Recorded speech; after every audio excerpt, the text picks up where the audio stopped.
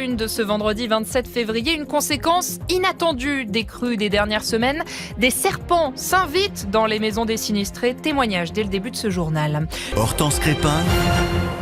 RTL Midi, les auditeurs ont la parole. C'est donc un invité indésirable que plusieurs sinistrés ont découvert ces derniers jours dans leur maison touchée par les inondations.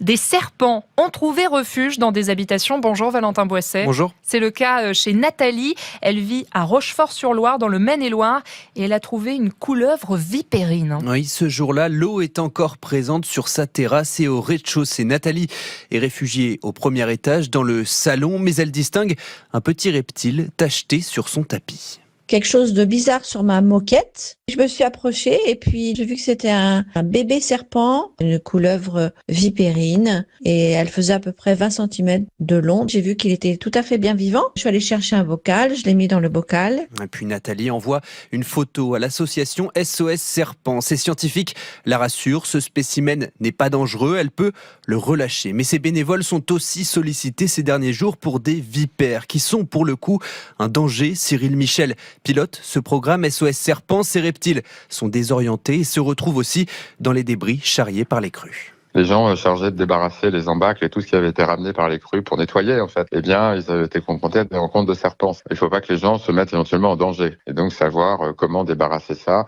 à la fois pour leur propre sécurité à eux, en permettant que ces animaux ne soient pas éliminés. Si vous tombez sur un serpent, le mieux est de ne pas y toucher et d'appeler l'association. Elle saura vous guider soit à distance, soit à domicile en cas de danger. Récit RTL de Valentin Boisset.